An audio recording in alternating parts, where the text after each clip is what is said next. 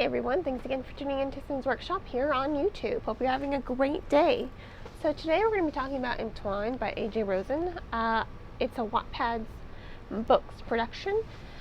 I'm a huge fan of Greek mythology. I think a lot of you know that by now. But I don't want to be mean. I'm not trying to give off the impression that this is a bad book. It wasn't. I actually thought it was pretty decent. I just thought while the story was captivating, I think it lacked in the characterization department. But I'll talk a little bit about that more later. First, I want to talk about everything I did like. I want to talk about the story. I want to talk about the evolution of the story itself. There are parts. Well, first, it follows Avery. She is what you would call a regular. She is descendant from one of the minor Greek gods, because that's what the story is about. It follows the descendants of a lot of the Greek gods. You've got the high royals, who are Hades, Poseidon, and Zeus descendants, and then you've got the royals, who are all, the major gods. Artemis, Apollo, Demeter, just as an example. And then you have all the regulars. They are just descendant from the, minor gods, like the god of luck. So that's pretty much the premise of the novel. And for Avery, she has a lot of conflict inside her because she's fighting the soulmate tradition, where they awaken their inner godly powers and they find their soulmate. And I do like the story of the soulmate. It really is in Greek mythology. Humans before had two faces, 4 arms, 4 legs. They were that image itself is pretty monstrous. And Zeus grew fearful of their power, so he split them in half. So it's very interesting to see that aspect of Greek mythology explored. I did enjoy that. I did think it was pretty unique. I haven't really read that a lot. In fact, I completely forgot. And I'm a huge Greek mythology fan. I grew up learning it. My mom went to MIT, and a lot of her friends were Greek. It's how I found out my name, Cynthia, is pretty much synonymous with Artemis, because she was born on Mount Cynthos. So I know a lot about Greek mythology. Studied it for many years. But even I forgot this one tiny detail. So on that front, I really do think it was interesting to see that explored, because I don't think it's something that's explored in this way. This whole idea of soulmates. They're literally just trying to find their other half that they were split from. So, when they come of age, they awaken their powers, and, every year they go and they try to find their soulmate. They don't always succeed, and it's always a little bit more complicated. A lot of these people who think they found their soulmates, I think it brings a lot of reality into play. They think they found their soulmates, and yet they find out that their soulmate really isn't their soulmate. I feel like that's a very human, and it's a very relatable, very realistic aspect to the storytelling. So it does have that emotional connection with the reader. However, Avery doesn't want it. She doesn't want to find her soulmate. She doesn't want to be indefinitely tied to someone, because she's already lost someone she cared about very deeply, and her parents, they're always arguing. Her friend's parents, one of them had an affair, so this whole idea of being bonded to someone is pretty scary for her, and she doesn't want that. So that's the inner conflict of the story, and that's what is surrounding this whole novel. She has to go to the ceremony. She wants to meet this boy who she hopes is her soulmate, but things again don't work out for her, unfortunately. However, there are a lot of complexities to the novel. It's very, very predictable at times. This whole allusion to her being the descendant of Hades, whose line has almost been exterminated, was pretty predictable. I saw that coming a mile away, and I think the author intended to make it predictable, so that's why I'm saying it here. I don't think it's one of those things that is meant to catch the reader off guard, because there are a lot of obvious symbols to it that I don't think it was meant to be a kind of moment. I think it's one of those moments that the author was intentionally building up to in order to create some more intrigue and tension in the story, and it worked. It really did create a lot of intrigue. It did create a lot of tension. At first, you're just like, why are people trying to kill her? And then you find out more history. More history is trickled throughout the story, and if you know me, I like that. I like when history is kind of trickled throughout the story instead of just handed all at one time. But sometimes you can do trickling bad, and sometimes poorly, and sometimes you can do it well. In this case, it was done well. It doesn't slow down the pace of the story. It keeps the momentum of the story steady. It keeps the pacing of the story steady, and it really does evolve the story. I will say this: you're reading this story not for the characters. You're reading it for the intrigue. You're reading it for the history. You're reading it for the Greek mythology. That's what makes this story engaging. That's what made it interesting to me, because to be perfectly honest, I really didn't find these characters interesting. Avery's whole dynamic. First, let's talk about Avery for a second before I go into these character dynamics. She's very standoffish. I really didn't like her personality. Oh, pardon me. I really didn't like her personality. I thought she's very aggressive. She's very off-putting.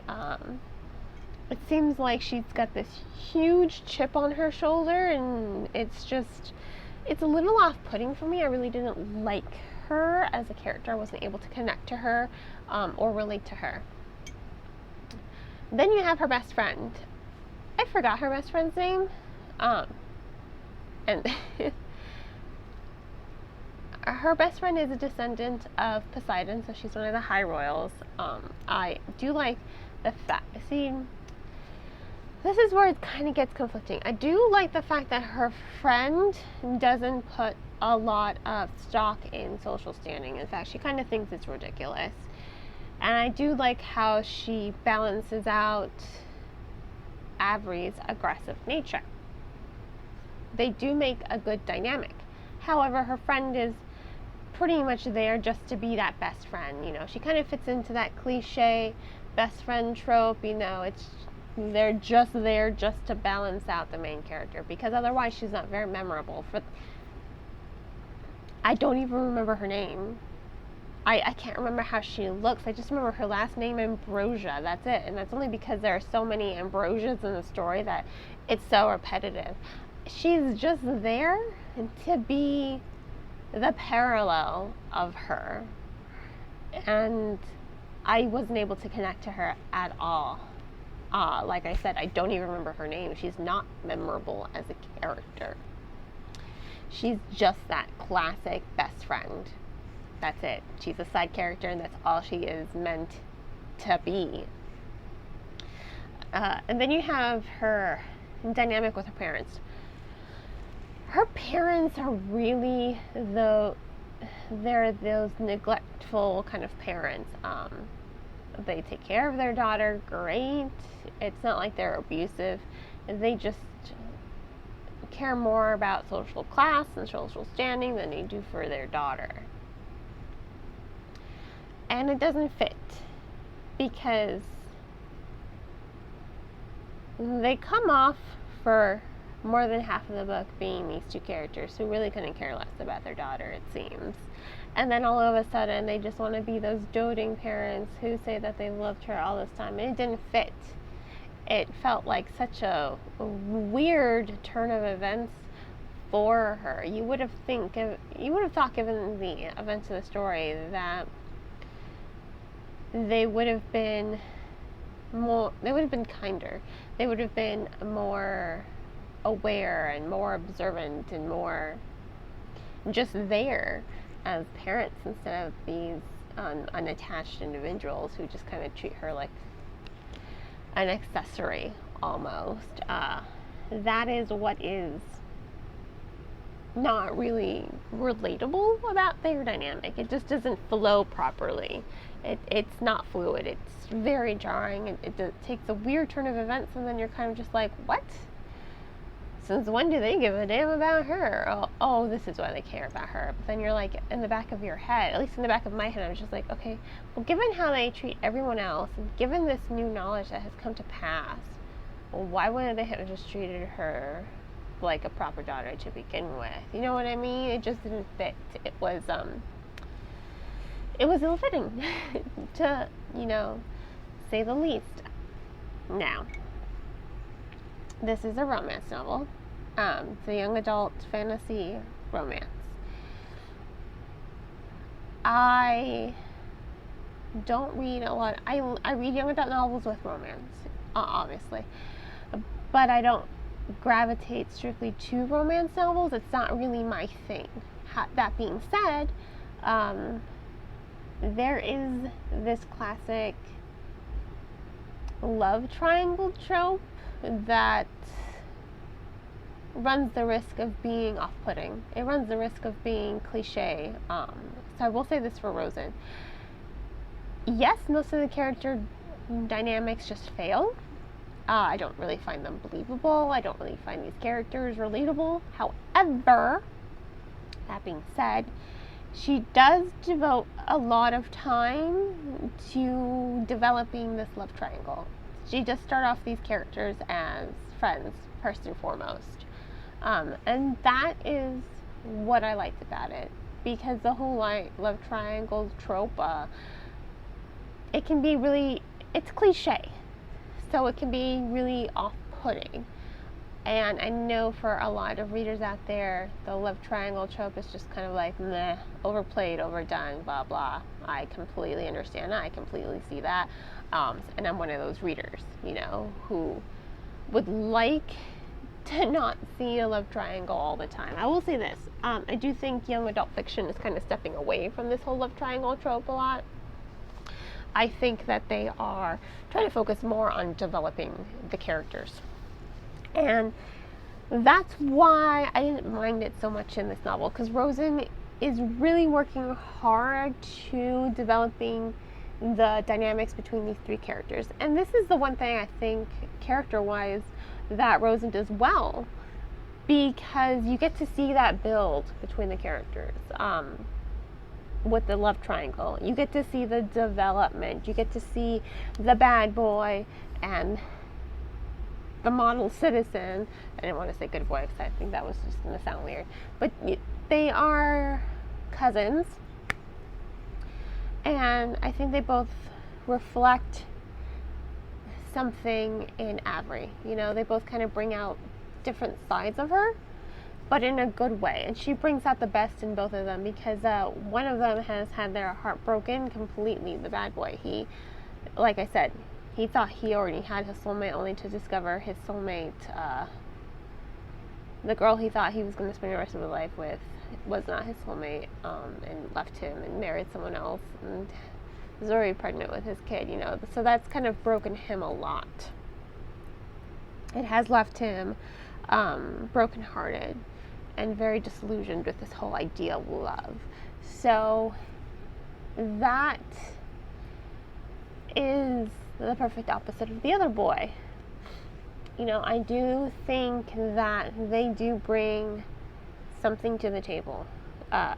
I think that their relationship is explored, their dynamics are explored, and I just wish the exploration between these three characters was expanded to the exploration of all the character dynamics. Because like I said, the best friend, utterly forgettable, don't even remember her name.